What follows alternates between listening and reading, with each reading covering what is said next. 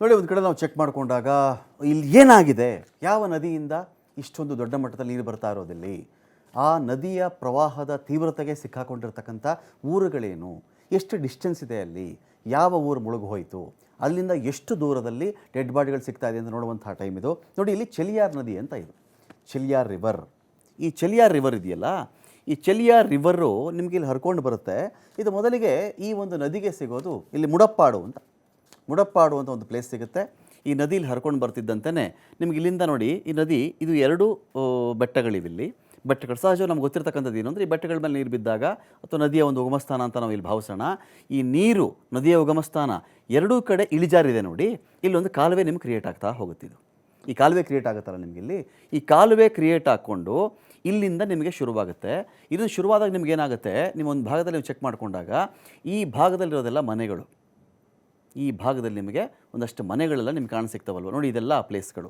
ಇಲ್ಲೇನಾಗಿದೆ, ಈ ಮುಡಪ್ಪಾಡು ಅನ್ನೋ ಒಂದು ಜಾಗದಲ್ಲಿ ನಿಮಗೆ 150 ಮನೆ ಸಿಗುತ್ತೆ ರೀ. ಒಂದು 150 ಮನೆಗಳಿರ್ತಕ್ಕಂಥ ಪ್ಲೇಸು ಮುಡಪ್ಪಾಡು ಅಂತ. 150 ಮನೆ ಅಲ್ಲಿ ಆ ಭಾಗದಲ್ಲಿ ಸಿಗ್ತವೆ. ಈ ಮುಡಪ್ಪಾಡು 150 ಮನೆಗಳಲ್ಲಿ ಅಲ್ಲೂ ಒಂದಷ್ಟು ಮನೆಗಳು ಹೊರಟೋಗಿದೆ, ಯಾವುದೂ ಕೂಡ ನಾಮಾವಶೇಷ. ಅಲ್ಲಿಂದ ಮುಂದಕ್ಕೆ ಬಂದರೆ ನಿಮಗೆ ಅದಕ್ಕಿಂತ ಜಾಸ್ತಿ ನೋಡಿ, ಈ ಪ್ಲೇಸ್ ಇದೆಯಲ್ರಿ, ಈ ಪ್ಲೇಸ್ ಇದೆ, ಇದು ಮುಂಡಕೈ ಅಂತ. ಇದು ಮುಂಡಕೈ ಅಂತ. ಇಲ್ಲಿ ಯಾವುದೋ ಒಂದು ಸ್ಕೂಲು, ಒಂದು ಎರಡು ದೊಡ್ಡ ಬಿಲ್ಡಿಂಗ್ ಬಿಟ್ಟರೆ 400 ಮನೆಗಳು, ಮುಂಡಕೈ 400 ಮನೆಗಳು. ಈ ಒಂದು 3-4 ಬಿಲ್ಡಿಂಗ್ ಇದೆಯಲ್ಲ ಇಲ್ಲಿ ನೋಡಿ, ಇಲ್ಲಿ 1 2 3 4 ಇಷ್ಟು ಬಿಟ್ಟುಬಿಟ್ರೆ ನಿಮಗೆ ಈ ಇಡೀ ಮುಂಡಕೈಯಿಂದ ನಿಮ್ಗೆ ಏನೂ ಉಳಿದಿಲ್ಲ.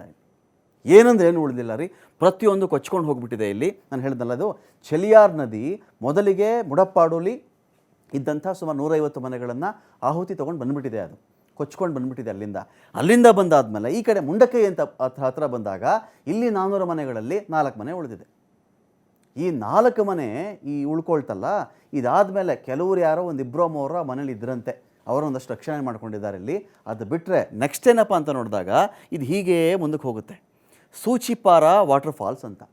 ಇದೇನಾಗುತ್ತೆ ನಿಮಗೆ, ಅಲ್ಲಿಂದ ಒಂದು ನೀವು ಮುಡಪ್ಪಾಡು ಅಲ್ಲಿನ ಪರಿಸ್ಥಿತಿನ, ಅಲ್ಲಿಂದ ಯಾವ್ಯಾವ ಮನೆಗಳಲ್ಲಿದ್ದಾರೋ, ಅವರ ಒಂದು ಜನ ಬದುಕಿದ್ದಾರೋ ಇಲ್ವೋ, ನೀರಲ್ಲಿ ಕೊಚ್ಕೊಂಡು ಬಂದರೋ, ತೇಲ್ಕೊಂಡು ಬಂದರೋ, ಯಾರಿಗಾದ್ರೂ ದಡ ಸಿಕ್ತೋ, ಅಕ್ಕಪಕ್ಕ ಆಶ್ರಯ ಪಡೆದಿದ್ದಾರೋ, ಜ್ಞಾನ ತಪ್ಪಿದ್ದಾರೋ, ಏಟು ಬಿದ್ದಿದೆಯೋ ಅವ್ರನ್ನ ಚೆಕ್ ಮಾಡ್ಕೊಳ್ಬೇಕು.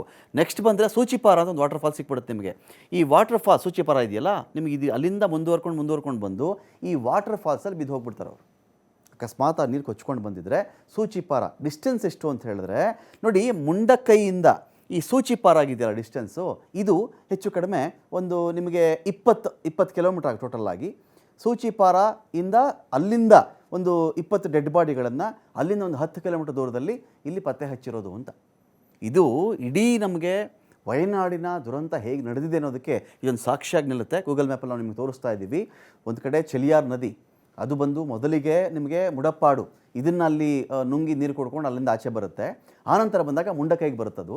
ಸೊ ಮುಂಡಕೈಯಲ್ಲಿ ಒಂದು 400 ಮನೆ, ಮುಡಪ್ಪಾಡುನಲ್ಲಿ ಒಂದು 150 ಮನೆ, ಟೋಟಲ್ಲಾಗಿ ಒಂದು 550 ಮನೆಗಳು ನಾಮಾವಶೇಷ ಆಗಿರೋದಿಲ್ಲಿ. ಉಳ್ಕೊಂಡಿರೋದು ಮುಂಡಕೈಯಿಂದ ಒಂದು 4 ಬಿಲ್ಡಿಂಗ್ ಉಳ್ಕೊಂಡಿದೆ. ಇಲ್ಲಿಂದ ಅದು ನೆಕ್ಸ್ಟ್ ಆ ನದಿ ಹರ್ಕೊಂಡು ಬಂದು ಸೂಚಿಪಾರ ಅಂತ ಒಂದು ಫಾಲ್ಸ್ ಕ್ರಿಯೇಟ್ ಆಗುತ್ತೆ, ಒಂದು ಬೆಟ್ಟ.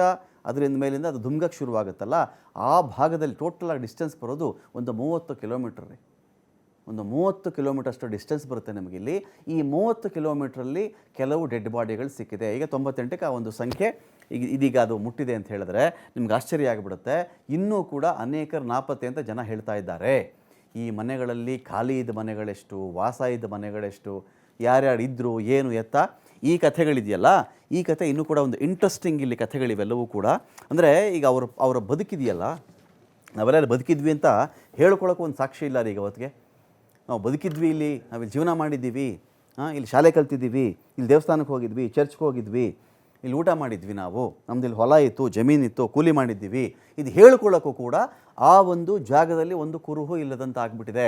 ಊರಿಗೂರೇ ನಾಪತ್ತೆ ರೀ. ಇನ್ನೊಂದು ಕಡೆ ಆಶ್ಚರ್ಯ ಅಂದರೆ 4.5 ಕಿಲೋಮೀಟರ್ನಷ್ಟು ಜಾಗವೇ ಇಲ್ಲ ಈಗ ಅಲ್ಲಿ. ಮಡಿಕೇರಿ ಭಾಗದಲ್ಲೂ ಇದಾಗಿತ್ತು. ಯಾರ್ದೋ ಒಂದು 10 ಎಕರೆ 20 ಎಕರೆ ಕಾಫಿ ತೋಟ ಇತ್ತಲ್ಲ, ತೋಟವೇ ನಾಪತ್ತೆ. ತೋಟನೇ ಒಂದು ಗುಡ್ಡದ ಮೇಲೆ ಇರುತ್ತಪ್ಪ ತೋಟ. ರಾತ್ರಿ ಗುಡ್ಡನೇ ಜಾರಿ ಕರಗಿ ನೀರಲ್ಲಿ ಮಣ್ಣಲ್ಲಿ ಮಣ್ಣಾಗಿ ಹೋಗ್ಬಿಟ್ರೆ ಇನ್ಯಾವ ತೋಟ ಅಂತ ಬರಬೇಕಾಗತ್ತೆ. ಅವರು ಕ್ಲೈಮ್ ಮಾಡೋಕ್ಕೂ ಏನೂ ಇಲ್ಲ. ಬದಲಿಯಾಗಲ್ಲಿ ಮತ್ತೆ ಏನೋ ಜಾಗ ಇದೆಯಾ, ಇಲ್ಲ, ಹೋಗಿದ್ದು ಹೋಯಿತು. ಆ ಸ್ಥಿತಿಯಲ್ಲಿ ಇವತ್ತು ಕೇರಳ ಇದೆ.